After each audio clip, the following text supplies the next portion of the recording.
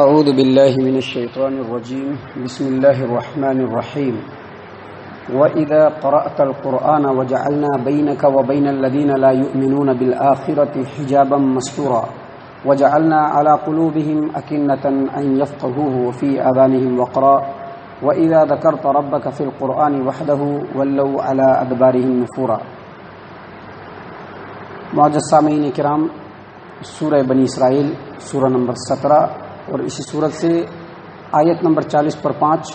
اور 40 پر 6 45 46 یہ دو آیات سورہ بنی اسرائیل سے بھی آپ کے سامنے تلاوت کی گئی۔ معزز سامعین کرام، پہلی آیت کریمہ جو آج آپ کے سامنے تلاوت کی گئی یعنی آیت نمبر 45، اس میں اللہ تبارک و تعالیٰ فرماتے ہیں وَإِذَا قَرَأْتَ الْقُرْآنَ، اے محمد صلی اللہ علیہ وسلم جب آپ قرآن کریم کی تلاوت کرتے ہیں، جعلنا بینک و بین الذین لا یؤمنون بالآخرۃ حجابا مستورا، تو آپ کے درمیان اور ان لوگوں کے درمیان جو آخرت پر ایمان نہیں رکھتے ہیں ہم ایک مخفی اور پوشیدہ پردہ ڈال دیتے ہیں۔ مطلب اس آیت کریمہ کا دو ہے۔ پہلا مطلب یہ ہے کہ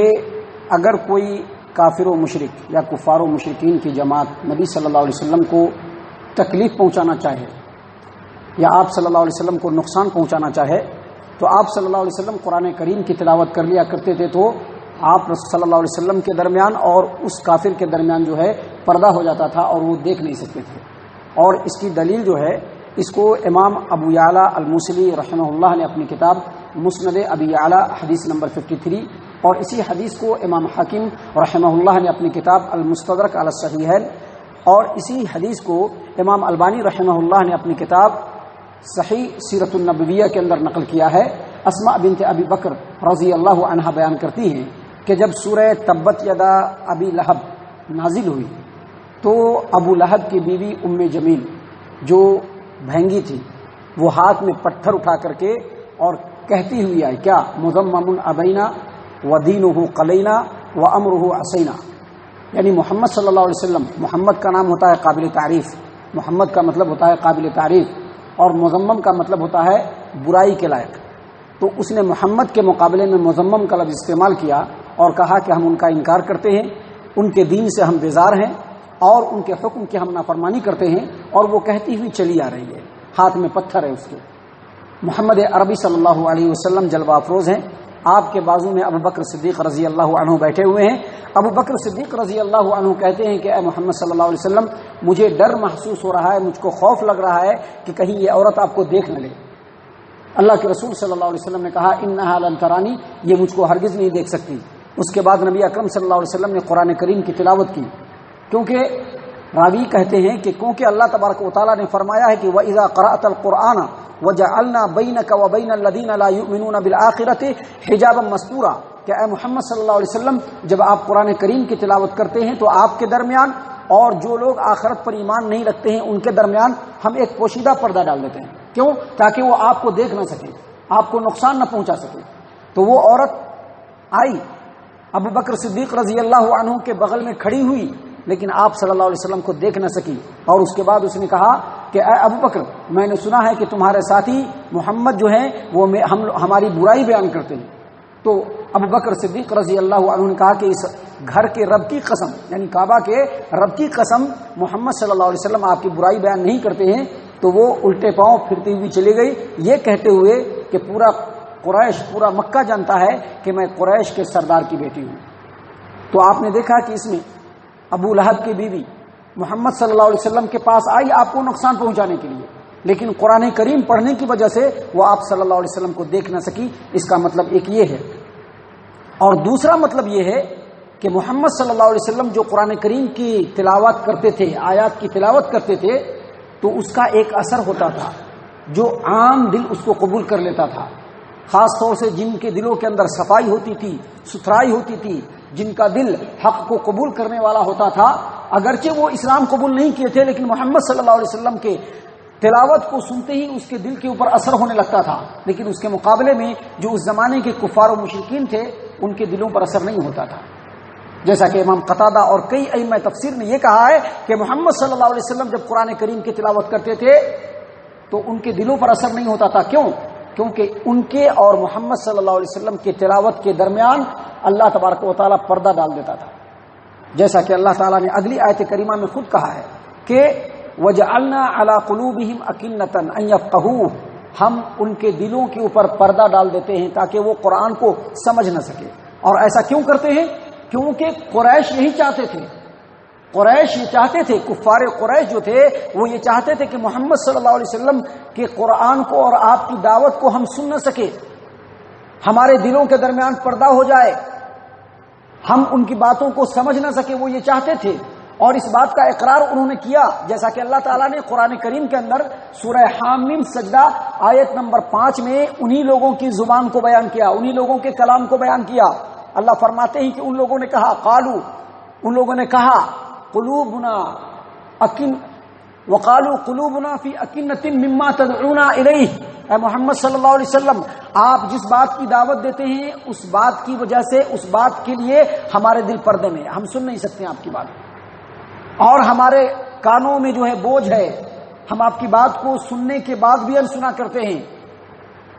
اور ہمارے اور آپ کے درمیان جو ہے وہ پردہ ہے. ان لوگوں نے ایسا چاہا، ان لوگوں نے چاہا کہ محمد صلی اللہ علیہ وسلم کے کلام کو ہم سن نہ سکے، اس لیے اللہ تعالیٰ نے پردہ ڈال دیا. اور یاد رکھیے، اگر کسی شخص کو ہدایت نہیں ملتی ہے، اگر وہ شخص راہ راست پر نہیں آتا ہے، اس کا مطلب یہ کہ اس کی چاہت نہیں ہے. اور اس دنیا کو اللہ تبارک و تعالیٰ نے اختیاری بنایا ہے. انسان جس چیز کو اختیار کرے گا رب اسی کی طرف اس کو موڑ دے گا. اگر انسان اختیار کرے گا اس بات کو کہ وہ ہدایت کو قبول کرے، اللہ اس کو ہدایت دے دے گا. اور اگر وہ اس بات کو اختیار کرے گا کہ نہیں، اس کو ہدایت نہیں ملے، اس کو ہدایت نہیں ملے گی. تو اللہ تبارک و تعالیٰ نے اسی بات کو یہاں پر بیان کیا ہے کہ جب اے محمد صلی اللہ علیہ وسلم آپ قرآن کریم کی تلاوت کرتے ہیں تو ان لوگوں کے درمیان جو آخرت پر ایمان نہیں رکھتے ہیں اور آپ کے درمیان ہم ایک مخفی اور پوشیدہ پردہ کر دیتے ہیں. وَجَعَلْنَا عَلَىٰ قُلُوبِهِمْ أَكِنَّةً أَن يَفْقَهُوهُ، اور ان کے دلوں کے اندر ہم دلوں پر پردہ ڈال دیتے ہیں. اکنتن جو ہے، اکنتن یہ کنان کی جمع ہے، اور کنان کہتے ہیں ایسا پردہ جو دل پہ چھا جائے. کبھی کبھی انسان جو ہے وہ راہ راستے بھٹکتا ہے، کیوں؟ کیونکہ ایک پردہ ہوتا ہے شیطان کی طرف سے جو اس کے دل پر پڑ جاتا ہے، حق بات وہ سمجھ نہیں پاتا ہے، راہ راست پر وہ آ نہیں پاتا ہے. آگے اللہ تبارک و تعالیٰ نے کہا کہ وفی آذانہم وقرا، اور ان کے کانوں میں بوجھ یعنی ڈھکن، سن رہے ہیں قرآن کو لیکن قرآن کی بات اس کے دل میں نہیں اتر رہی ہے. قرآن کی اور آیات کی تلاوت بھی سن رہے ہیں، ترجمہ بھی سن رہے ہیں، تفسیر بھی سن رہے ہیں، لیکن دلوں کے اوپر اثر نہیں ہو رہا ہے. کیوں؟ کیونکہ قرآن کو سن کر کے جیسا سمجھنا چاہیے ویسا سمجھ نہیں پا رہے. اور اگر ہم دیکھیں تو صرف کفار مکہ نہیں، آج کے وقت میں بھی ہمارے انسانوں میں، ہمارے مسلمانوں میں، ہم میں بہت سارے ایسے لوگ ہیں جو قرآن کو سن رہے ہیں لیکن اس کا خاطر خواہ اثر دل پہ نہیں ہو رہا ہے. سن رہے ہیں، سمجھ رہے ہیں، لیکن اس کو اس طرح سے نہیں لے رہے جیسے لینا چاہیے. اللہ تبارک و تعالیٰ نے آگے فرمایا کہ وَإِذَا ذَكَرْتَ رَبَّكَ فِي الْقُرْآنِ وَحْدَهُ وَلَّوْا عَلَىٰ أَدْبَارِهِمْ نُفُورًا. اے محمد صلی اللہ علیہ وسلم، جب آپ قرآن کریم میں رب تعالیٰ کی تنہا ذکر کرتے ہیں، کہ تنہا اللہ کی وحدانیت کا ذکر کرتے ہیں، جب آپ یہ ذکر کرتے ہیں کہ اللہ ایک ہے، اللہ کے علاوہ کوئی معبود نہیں، وہی مشکل کشا ہے، وہی حاجت روا ہے، وہی تمام کائنات کا پالنے والا ہے، تمام کے اوپر اسی کا اختیار ہے، اس کے علاوہ کسی کا اختیار نہیں، جب آپ یہ بات بیان کرتے ہیں وَلَّوْا عَلَىٰ أَدْبَارِهِمْ نُفُورًا، تو بدعت کر کے کھڑے ہو کر کے بھاگ جاتے ہیں. یعنی مکہ کے جو مشرکین تھے اس وقت جب اللہ تبارک و تعالیٰ کا یہ قرآن کریم نازل ہو رہا تھا اور محمد صلی اللہ علیہ وسلم ان آیات کے ذریعے سے توحید کو ان لوگوں کے درمیان پہنچا رہے تھے، تو وہ لوگ بھاگ کھڑے ہوتے تھے. کیوں؟ کیونکہ جب اکیلے اللہ کا ذکر ہوگا تو آٹومیٹکلی جو ہے ان کے جو جھوٹے معبود ہیں، لات، منات، عزا، حبل اور جو دوسرے ان کے معبودان ہیں، خود بخود وہ نگیٹو ہو جائیں گے، خود بخود وہ مائنس ہو جائیں گے، خود بخود ان کی نفی ہو جائے گی. اور جب ان کی نفی ہوگی تو لامحالہ صرف ان کے معبودوں کی توہین نہیں ہوگی بلکہ ان کے آباء و اجداد کی بھی توہین ہو جائے گی کہ کیسے تھے ان کے باپ دادا،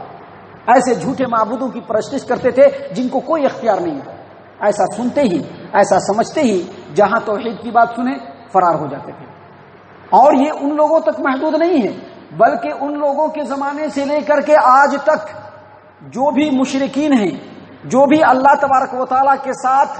دوسرے پیروں، دیوی دیوتاؤں سورج اور چاند اور ستاروں کی جو پوجا کرتے ہیں، ان کے سامنے جھکتے ہیں، ان سے مرادیں مانگتے ہیں، آج بھی آپ ان کے سامنے اللہ کا اکیلے نام لیجیے تو وہ نہیں مانیں گے۔ آپ وہاں جائیے، ان کے خطبوں میں جائیے، ان کی تقریروں میں جائیے، شروع میں برکت کے طور پر قرآن کی ایک آیت پڑھیں گے، اور اس کے بعد پوری کی پوری تقریر میں بزرگوں کے قصے کہانی، ان کے کرامات، ایسے بزرگ یہ کرنے والے، وہ کرنے والے، ایسا کرنے والے، اور سننے والوں کو بھی خوب من لگتا ہے کہ ہاں ہمارے بزرگوں کی جو ہے بڑی تعریف ہو رہی ہے، اور بیچ میں اگر اللہ کا نام آ گیا تو برداشت کر لیں گے۔ لیکن خالص توحید کی اگر تقریر کرنا شروع کر دیجئے تو جمعہ کا خطبہ تو سن لیں گے، لیکن اس طرح کا جو درس ہوگا اٹھ کر کے بھاگ کھڑے ہوں گے، ان کو نہیں سمجھ میں آئے گا، ان کو بور محسوس ہوگا، ان کو بوجھ لگے گی یہ بات۔ اللہ تبارک و تعالیٰ نے اسی بات کو یہاں پر بیان کیا ہے کہ اے محمد صلی اللہ علیہ وسلم، جب آپ تنہا اپنے رب کا ذکر کرتے ہیں قرآن کریم کے اندر تو یہ لوگ نفرت سے، وحشت سے بدک کر کے بھاگ کھڑے ہوتے ہیں۔ اس سے یہ پتہ چلا کہ قرآن کریم کی جو آیات ہے اور اس کا جو ترجمہ اور اس کی تفسیر ہے یہ بڑی اہمیت رکھتی ہے۔ انسان کو چاہیے کہ اس کو غور سے سنے، کیونکہ انسان جس چیز کی عادت ڈالتا ہے وہی اس کو پڑ جاتا ہے۔ ایک انسان اگر دن رات جو ہے وہ فلموں میں پڑا رہا ہے، اس کو فلموں میں ہی من لگے گا،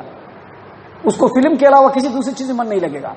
اسی کے مقابلے میں اگر ایک انسان قرآن کی آیات کو سننے کا، پڑھنے کا، سمجھنے کا معمول بنا لے تو اس میں اس کو من لگنے لگتا ہے، کیونکہ انسان کی فطرت ہی ایسے ہی ہے، اللہ نے اس کو اسی طرح سے ڈال کر کے رکھا ہے۔ تو اللہ تبارک و تعالیٰ سے دعا ہے کہ اللہ تعالیٰ ہم تمام کو ان آیات کی روشنی میں ہم تمام کو صحیح رستہ اختیار کرنے کی توفیق عنایت فرمائے، آمین یا رب العالمین۔ وما علینا الا البلاغ المبین۔